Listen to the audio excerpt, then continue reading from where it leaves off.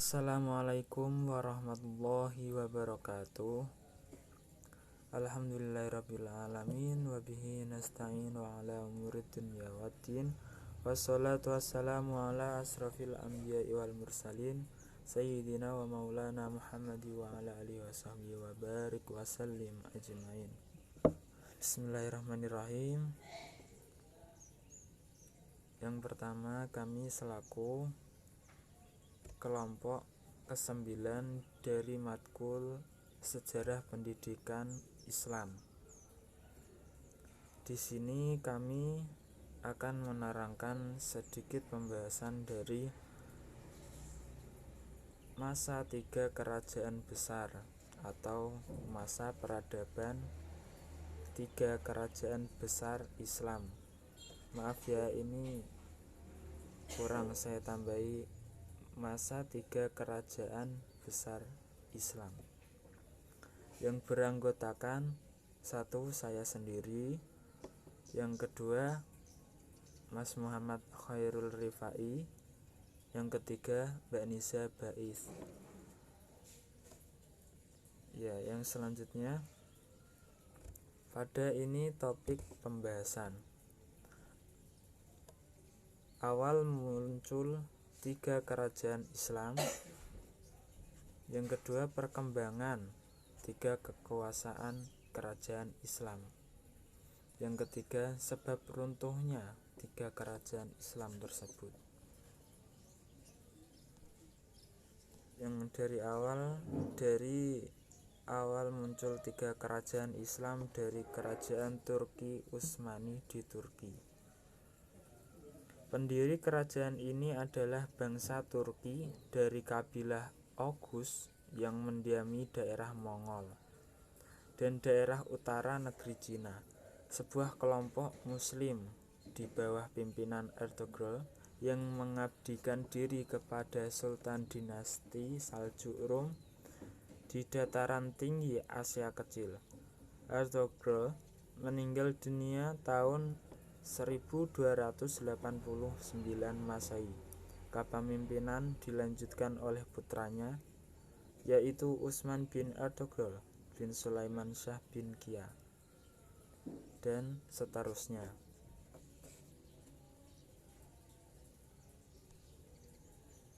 Jadi ini ya, kerajaan Turki Utsmani di Turki yang memerintahkan hampir 7 abad lamanya, mulai dari 1299 sampai 1924 Masehi, dan diperintahkan oleh 38 sultan ini.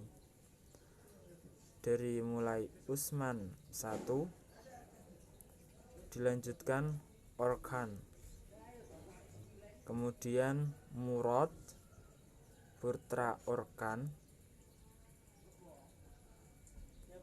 kemudian Bayazid I putra Murad I, kemudian lagi Muhammad I ataupun putra Bayazid I. Kemudian dilanjutkan lagi Murad II putra Muhammad I, dilanjutkan Muhammad Al-Fatih putra Murad II, kemudian Bayazid II putra Muhammad II, lanjut Salim I ataupun putra Bayazid II, dilanjutkan Sulaiman I Al-Qanuni putra Salim I, yang bahwasanya 1520 sampai 1566 Masehi. Salim II putra Sulaiman I 1566 sampai 1573 Masehi. Kemudian Murad II atau putra Salim II yang bertahun 1573 sampai 1596 Masehi. Dilanjutkan Muhammad II ataupun putra Murad III 596 sampai 1603 Masehi. Dilanjutkan Ahmad I atau putra Muhammad III 1603 sampai 1617. Kemudian Mustafa I atau putra Muhammad III 1617 sampai 1618. Dilanjutkan Suman I atau putra Ahmad III dimulai 1618 sampai 1622 Masehi. Murad I yang kedua kalinya 1622 sampai 1623 Masehi. Ini Murad I sudah kedua kalinya ya. Jadi yang pertama 1 itu 1359 sampai 1389 Masehi. Ini yang kedua 1622 sampai 1623 Masehi. Kemudian Murad IV atau putra Ahmad I 1623 sampai 1640 Masehi. Dilanjutkan Ibrahim I putra Ahmad I yang dimulai 1640 sampai 1648 Masehi. Kemudian dilanjut Muhammad II atau putra Ibrahim I mulai tahun 1648 sampai 1687 Masehi. Dilanjutkan dengan Sulaiman I atau putra Ibrahim I yang mana 1687 sampai 1691 Masehi. Kemudian dilanjutkan oleh Ahmad II putra Ibrahim I 1691 sampai 1695 Masehi. Kemudian dilanjutkan oleh Mustafa II atau putra Muhammad IV pada tahun 1695 sampai 1703 Masehi. Dilanjutkan lagi oleh Ahmad II putra Muhammad IV pada tahun 1703 sampai 1730 Masehi. Dilanjutkan oleh lagi Mahmud I atau putra Mustafa II 1730 sampai 1754 Masehi. Kemudian Utsman III atau putra Mustafa II 1754 sampai 1757 Masehi. Kemudian Mustafa III ataupun putra Ahmad III pada tahun 1757 sampai 1774 Masehi. Kemudian dilanjutkan oleh Abdul Hamid I dari putra Ahmad III pada tahun 1774 sampai 1788 Masehi. Dilanjutkan oleh Salim III atau putra Mustafa III pada tahun 1789 sampai 1807 Masehi. Dilanjutkan oleh Mustafa IV dari putra Abdul Hamid I pada tahun 1807 sampai 1808 Masehi. Kemudian Mahmud II dari putra Abdul Hamid I pada tahun 1808 sampai 1839 Masehi. Kemudian Abdul Majid dari putra Mahmud II, maaf ya tidak tahu itu sampai berapa, yang kemudian dilanjutkan lagi oleh Abdul Aziz dari putra Mahmud II. Mulai pemberhentiannya atau ya bisa disebut berhentinya Abdul Majid putra dari Mahmud II itu sampai tahun 1861 Masehi. Kemudian dilanjut oleh Murad V putra Abdul Majid I pada tahun 1861 sampai 1876 Masehi. Dan dilanjutkan lagi oleh Abdul Hamid II dari putra Abdul Majid I pada tahun 1876 sampai 1909 Masehi. Kemudian Muhammad VI dari putra Abdul Majid I pada tahun 1909 sampai 1918 Masehi. Kemudian dilanjut Muhammad VI dari putra Abdul Majid I pada tahun 1918 sampai 1922 Masehi. Dan terakhir yakni Abdul Majid II pada tahun 1922 sampai 1924. Kemajuan kerajaan Turki Utsmani.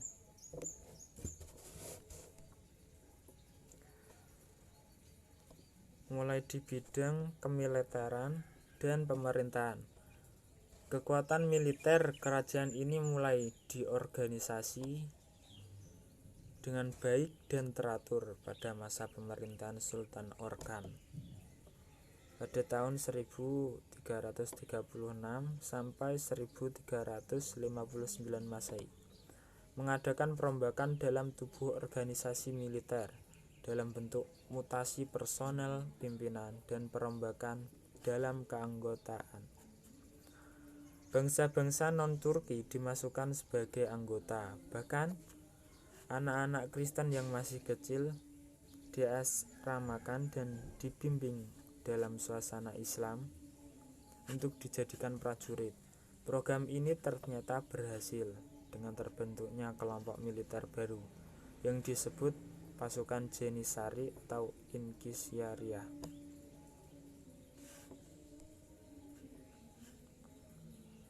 Dari bidang ilmu pengetahuan, sebagai bangsa yang berdarah militer, Turki Utsmani lebih banyak memfokuskan kegiatan mereka dalam bidang kemiliteran. Sementara dalam bidang ilmu pengetahuan, mereka tampak tidak begitu menonjol. Kemiliteran itu seperti keturunannya sebelum-sebelumnya dari Sultan Muhammad Fatih, Sultan Muhammad Salih Al-Fatih itu sudah menunjukkan kemiliteran ya. Dari Sultan Fatih sendiri kemudian itu lebih membangkitkan dari kemiliteran tersebut. Jadi ilmu pengetahuannya dalam mengembangkan ilmu pengetahuannya belum terfokus dari situ, tapi sebenarnya sudah ada, cuma belum berkembang di zaman Turki Utsmani ini. Bidang kebudayaan. Dalam bidang kebudayaan, kerajaan Turki Utsmani telah melahirkan tokoh-tokoh terkenal pada abad ke-16, 17, dan 18. Antara lain penyair yang bernama Nafi. Salah satunya itu pada tahun 1528 sampai 1636 Masehi. Dan Muhammad Esad Effendi atau Ghalib Dede pada tahun 1757 sampai 1799 Masehi. Penulis yang membawa pengaruh Persia yakni Yusuf Nabi pada tahun 1642 sampai 1712 Masehi. Kemudian dalam bidang sastra, Turki Utsmani memunculkan dua tokoh terkemuka, yaitu Katip Çelebi dan Evliya Çelebi. Lanjut. Pada kemunduran dan kehancuran kerajaan Turki Utsmani, ini mempunyai dua faktor. Yang pertama dari faktor internal. Yang pertama, luasnya wilayah kekuasaan dan buruknya sistem pemerintahan, kurangnya keadilan serta korupsi yang merajalela. Jadi di sini pada zaman ini sudah ada. Jadi enggak hanya zaman sekarang, zaman kerajaan pada zaman dahulu sudah ada. Yang kedua, heterogenitas penduduk dari agama yang tidak sesuai dengan landasan kerajaan Turki Utsmani sebagai negara militer. Yang ketiga, kehidupan para penguasa yang suka bermewah-mewahan. Yang keempat, merosotnya perekonomian negara akibat peperangan yang berlangsung berabad-abad lainnya.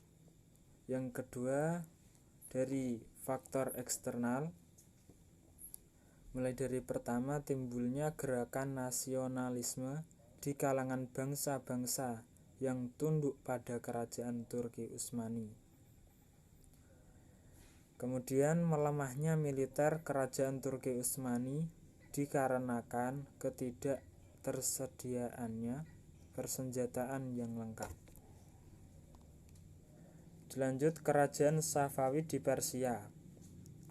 Awal berdirinya kerajaan Safawi di Persia. Ketika kerajaan Utsmani sudah mencapai puncak kemajuannya, kerajaan Safawi di Persia baru berdiri. Kerajaan ini berkembang dengan cepat. Dalam perkembangannya, kerajaan Safawi sering bentrok dengan Turki Utsmani. Berbeda dari dua kerajaan Islam lainnya, Utsmani dan Mughal. Kerajaan Safawi menyatakan Syiah sebagai mazhab negara. Kerajaan Safawi berasal dari sebuah gerakan Torekot yang berdiri di Ardabil, sebuah kota di Azerbaijan. Torekot ini diberi nama Torekot Safawiyah, didirikan pada waktu yang hampir bersamaan dengan berdirinya kerajaan Utsmani. Nama Safawi diambil dari nama pendirinya, Safi al-Din.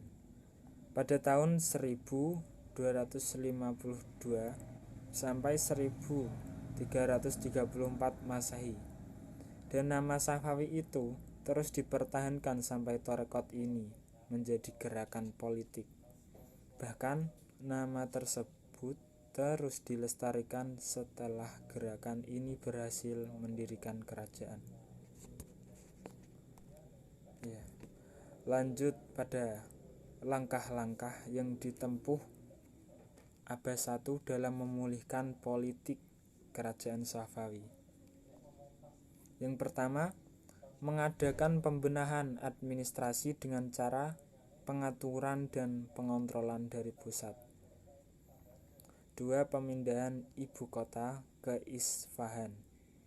3. Berusaha menghilangkan dominasi pasukan Kisiblas atas kerajaan Safawi dengan cara membentuk pasukan baru yang anggotanya terdiri atas budak-budak yang berasal dari tawanan perang bangsa Georgia, Armenia, dan Circassia yang telah ada sejak Raja Tam I. 4. Mengadakan perjanjian perdamaian dengan Turki Utsmani.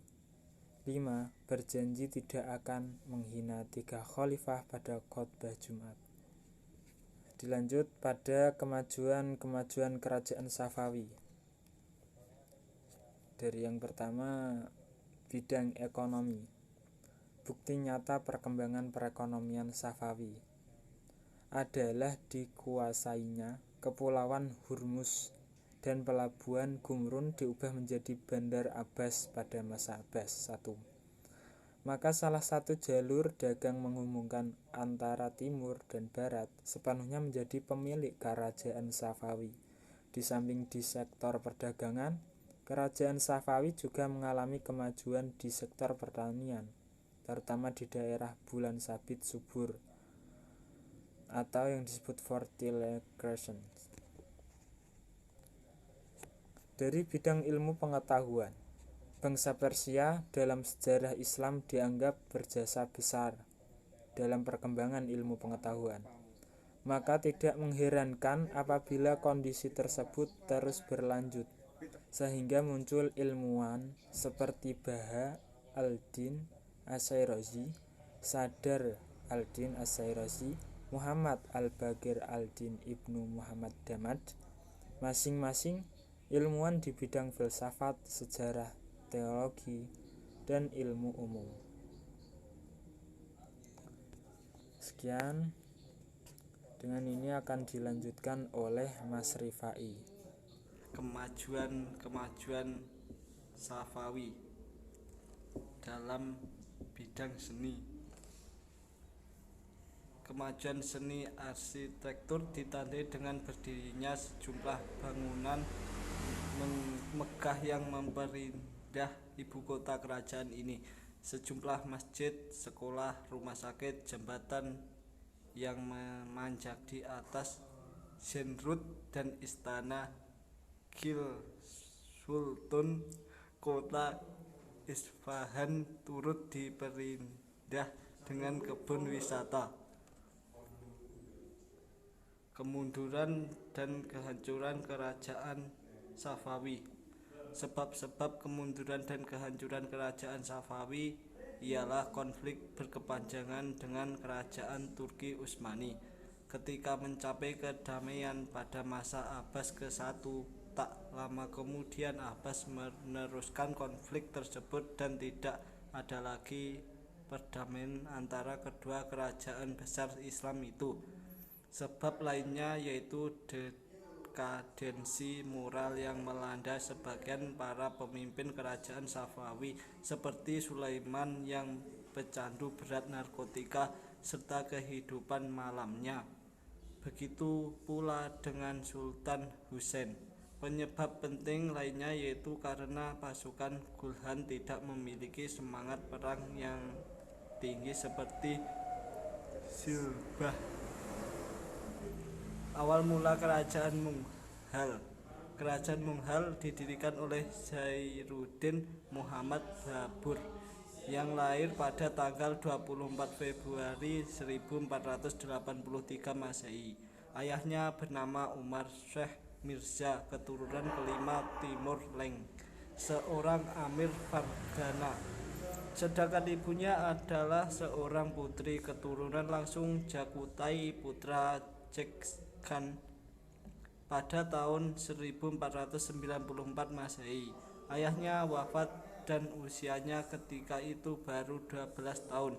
Babur kemudian diangkat menjadi penguasa Farghana menggantikan ayahnya yang telah wafat. Kemajuan kerajaan Munghal. Kemajuan kerajaan Munghal di dalam bidang politik. Sekalipun dalam pemerintahan kerajaan Munghal banyak diwarnai perebutan kekuasaan, namun secara keseluruhan dari pemerintahannya masih dapat terkendali, terutama pada masa Akbar. Hal itu disebabkan para penguasa Mungha menerapkan sistem militeristik dalam rangka mempertahankan wilayahnya. Di dalam bidang ekonomi, sektor pertanian menjadi bagian terpenting selain perdagangan, pajak, dan perindustrian. Dalam mengatur sektor pertanian, pemerintahan menerapkan sistem hubungan petani berdasarkan lahan pertanian. Bidang seni dan arsitektur. Pada masa Sultan Akbar telah digunakan 3 macam bahasa, yaitu bahasa Arab sebagai bahasa agama, bahasa Turki sebagai bahasa bangsawan, dan bahasa Prancis sebagai bahasa istana dan kesusastraan. Akbar juga menciptakan suatu bahasa baru yang merupakan gabungan ketika bahasa tersebut ditambah dengan bahasa Hindu, yaitu bahasa Urdu. Sedangkan karya seni yang paling menonjol adalah karya sastra gubahan penyair istana, baik yang berbahasa Persia maupun bahasa India. Kemunduran dan kehancuran kerajaan Mughal. Setelah 1,5 abad dinasti Mughal berada di puncak kejayaannya, para pelajur Aurangzeb tidak sanggup mempertahankan kebesaran yang telah dibina oleh sultan-sultan sebelumnya. Pada abad ke-18 Masehi, kerajaan ini memasuki masa-masa kemunduran. Kekuasaan politiknya mulai merosot, suksesi kepemimpinannya di tingkat pusat menjadi ajang perebutan gerakan separatis Hindu di India Tengah, Sikh di belahan utara, dan Islam di bagian timur semakin lama semakin mengancam. Konflik-konflik daerah satu persatu melepaskan loyalitasnya dari pemerintahan pusat, bahkan cenderung memperkuat posisi pemerintahannya masing-masing. Disintegrasi wilayah kekuasaan Mughal ini semakin diperburuk oleh sikap daerah yang di samping melepaskan loyalitasnya terhadap pemerintah pusat, juga mereka senantiasa menjadi ancaman serius bagi eksistensi dinasti Mughal itu sendiri. Ketika kerajaan Mughal memasuki keadaan yang lemah seperti ini, pada tahun itu juga perusahaan Inggris atau EIC yang sudah semakin kuat mengangkat senjata melawan pemerintahan kerajaan Mughal. Peperangan berlangsung berlarut-larut. Akhirnya Syekh Alam memperbuat perjanjian damai dengan menyerahkan Bengal dan Orissa kepada negara Inggris. Sekian presentasi dari kami. Apabila ada kurang lebihnya saya mohon maaf. Akhiron, wassalamualaikum warahmatullahi wabarakatuh.